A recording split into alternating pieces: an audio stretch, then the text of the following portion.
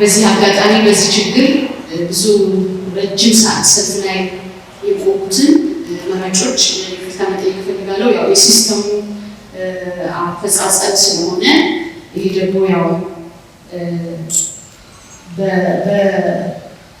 በመራጮች መዝገብ በማኑዋል ባለመመዝገቡ አስቀድሞ የገጽ ቁጥር ለመያዝ ባለመቻሉ የተፈጠረ ነው።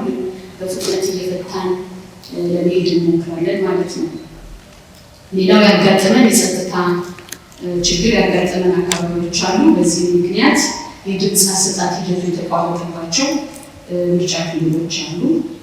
በቢዮኖባ፣ በመቆሳጂ፣ በቀርሳ፣ በነዚህ በኩታበር አካባቢ በኦሮሚያና በአማራ በተወሰኑ ምርጫ ክልሎች ከተጀመረ በኋላ በጸጥታ ችግር የተቋረጠባቸው አሉ።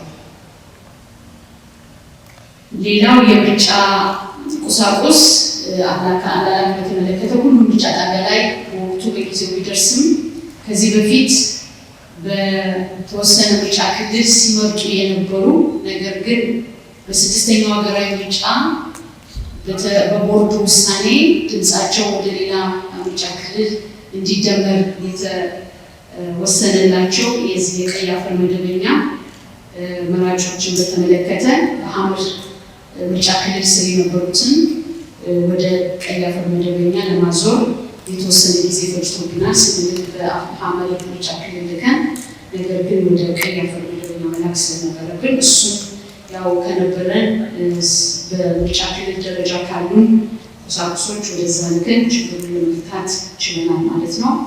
ሌላው የኔትወርክ ችግር በተለይ መረጃ እንግዲህ በስልክ ነው የምንሰበስበው።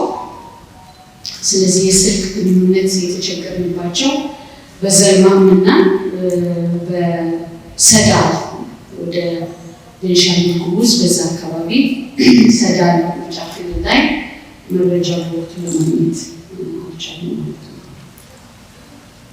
ሌላው ከዚሁ ጋር በጣም የሚያሳዝንና ለቦርዱ ትልቅ ሐዘን የሆነው በነሞርና ኢሜር አንድ ምርጫ ክልል የምርጫ ክልል አስፈጻሚ የሎጂስቲክስ ክፍል ሰራተኛ የሆነ የቦርዱ አባል በጠዋት ተነስቶ የክትትል ስራ ለመስራት በሞተር ሳይክል ሲሄድ በደረሰበት አደጋ ሕይወቱ አልፏል።